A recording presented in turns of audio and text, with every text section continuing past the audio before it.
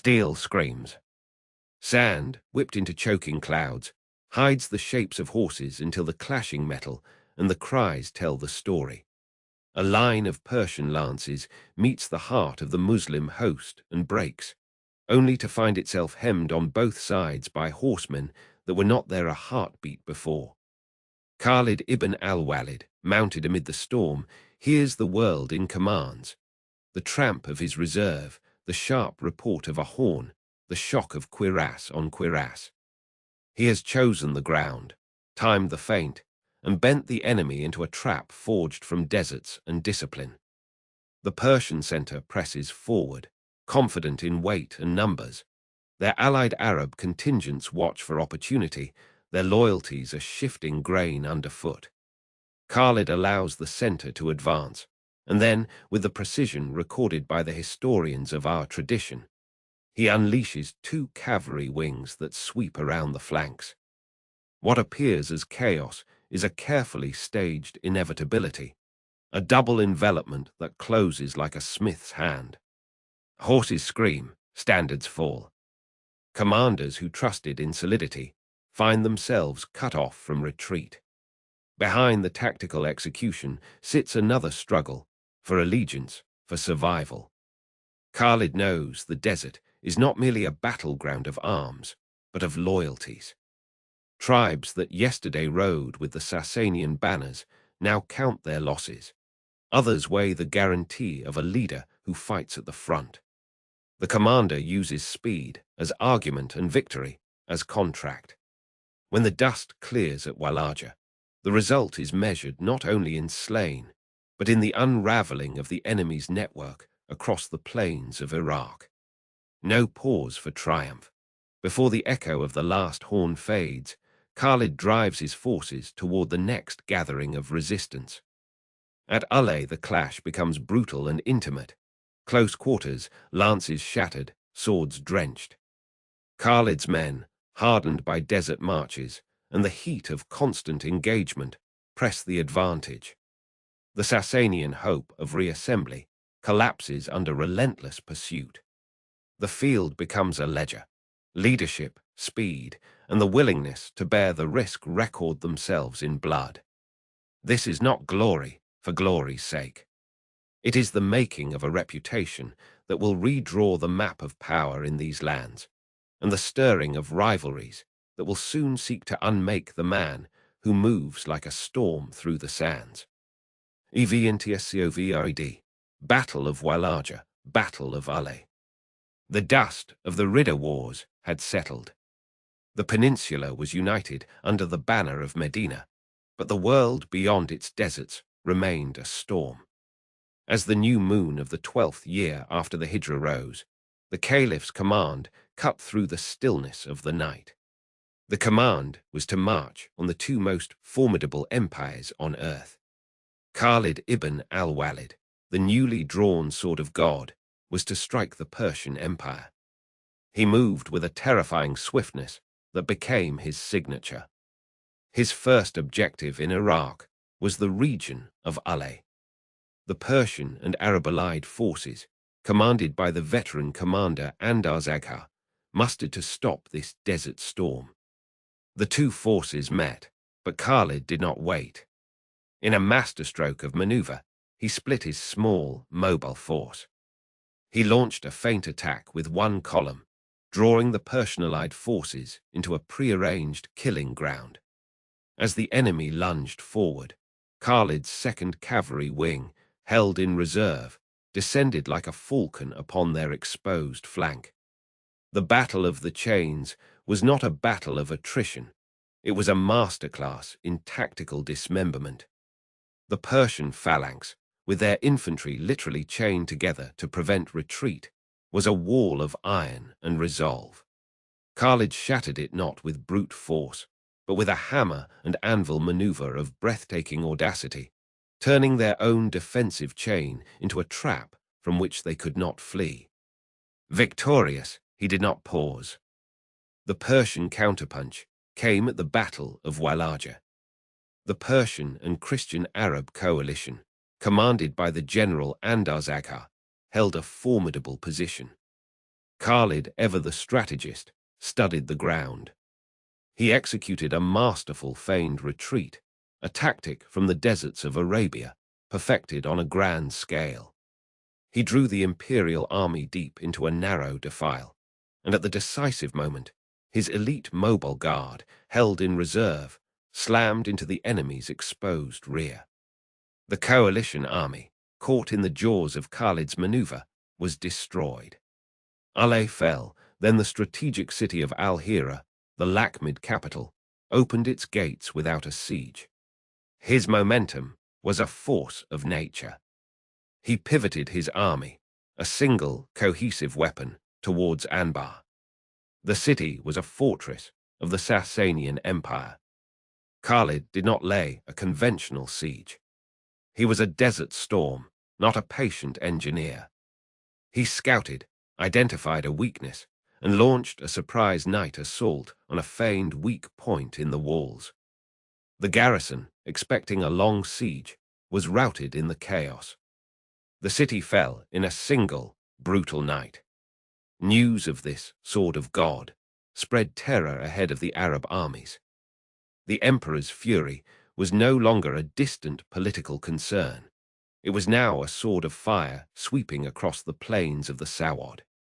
EVNTSCOVID, the Battle of Chains, the capture of Alay, the fall of Anbar. In the year 633 CE, the winds of change swept across the Arabian Peninsula. The newly unified Muslim community, under the leadership of the Prophet Muhammad, had begun to cast its gaze beyond the deserts of Arabia. The revelation had come to its people, and with it, a call to establish justice and invite others to the path of God. It was in this charged atmosphere that Khalid Ibn Al-Walid, a commander of unparalleled strategic genius, found himself at the forefront of history. The Roman Empire, a colossus that had stood for centuries, watched with growing concern as the Arab tribes, once divided and warring, now stood united under the banner of Islam.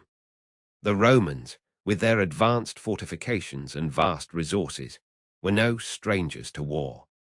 But the Arab armies, led by men like Khalid, were something new, something unpredictable. Khalid, with his deep understanding of the desert and its peoples, was tasked with leading the Muslim forces into the heart of the Roman-controlled territories. The stakes were high, and the challenges immense. The Roman Empire was not just a military powerhouse, it was a cultural and administrative giant. It was to challenge the very fabric of the known world. As Khalid marched his army towards the Roman borders, whispers began to circulate within the ranks. Some questioned the wisdom of confronting such a formidable foe. Others, however, were filled with a newfound zeal, a conviction that their cause was just and that God was on their side. Khalid, ever the strategist, moved swiftly to quell any doubts. He knew that unity and morale were as crucial as any weapon or tactic. The Roman forces, under the command of their governor Heraclius, were not idle. They had fortified their positions, prepared their defenses, and were ready to meet the Arab advance head-on. The stage was set for a confrontation that would echo through the annals of history. EVNTSCOVID. Khalid's march towards Roman borders, internal whispers within Muslim ranks, Roman preparations for war. The road to Syria would not be paved with submission. It would be carved through blood and iron. By the year 11 after the Hijra, the Arabian Peninsula had bent to the will of Islam.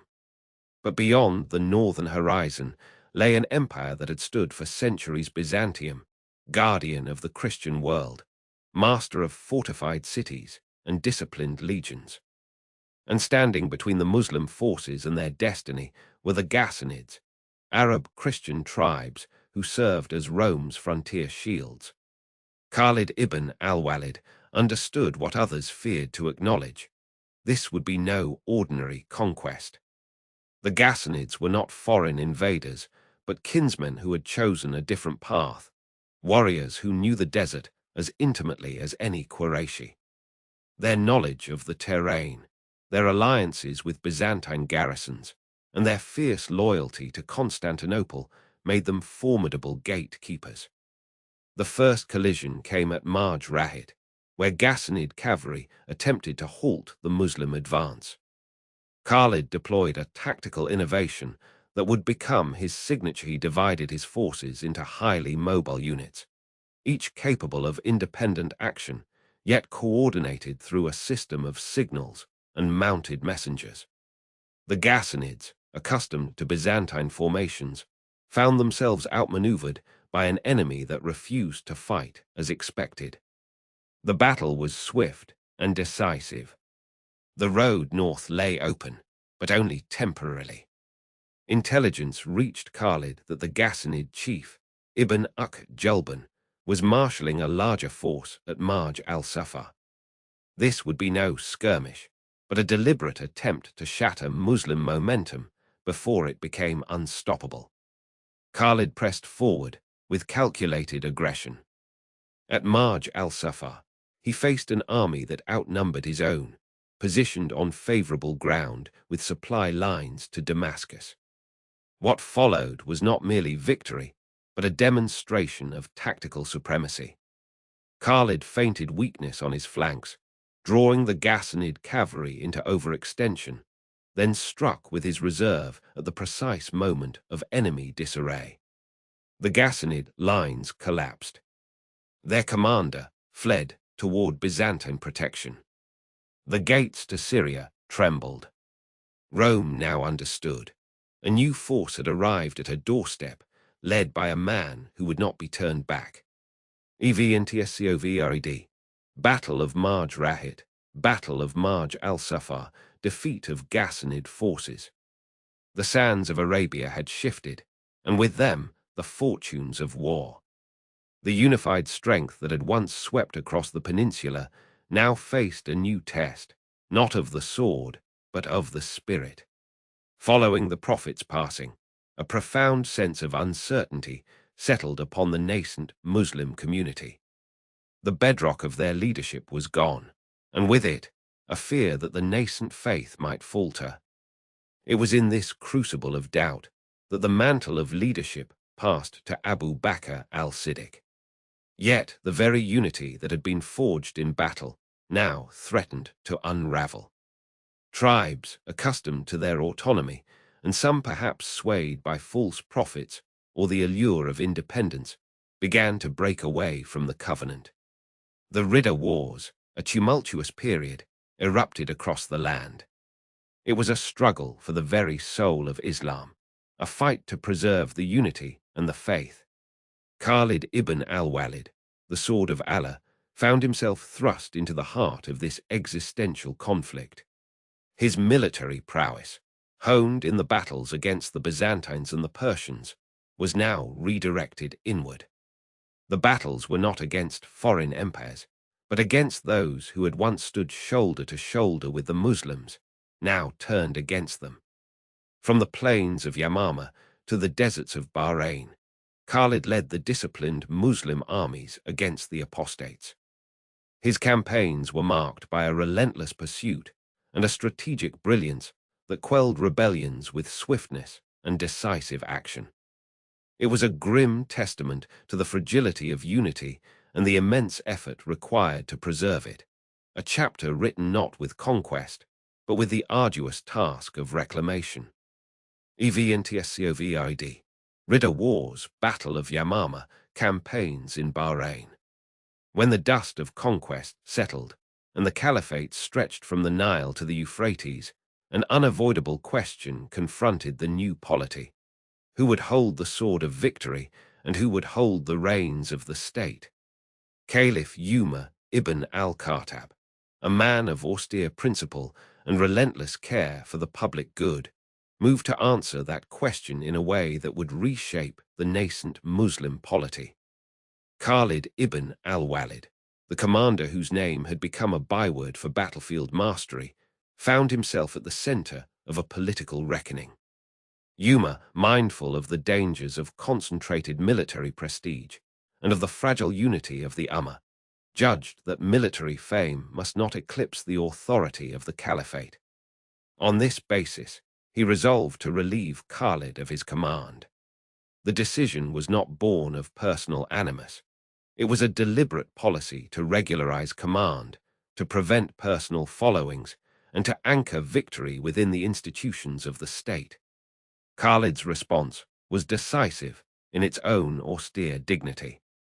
He presented himself before the caliph and accepted the order without contest, placing obedience to the commander of the faithful above personal ambition. He relinquished his office and withdrew from the theatre of command into private life. The way he stepped away uncomplaining, steadfast became part of his legacy as much as his campaigns had been. Umar pursued an administrative course that followed this removal. The Syrian districts were reorganized under a system of governors and juns, command distributed to prevent singular domination. Leadership would henceforth be a public charge, accountable and embedded in the caliph's authority. This was a moment when military triumph yielded to constitutional prudence. Khalid spent his remaining years in Emesa, living modestly and retaining the esteem of the Muslim community. He was neither disgraced nor exiled. He retained his standing among the companions and received the respect of the people whose fortunes his sword had altered. In the year that classical historians mark as the 21st year of the Hijrah, Khalid Ibn Al-Walid died. His death closed a career of extraordinary service and left a contentious but sober lesson: the necessity of balancing martial genius with the collective needs of the polity.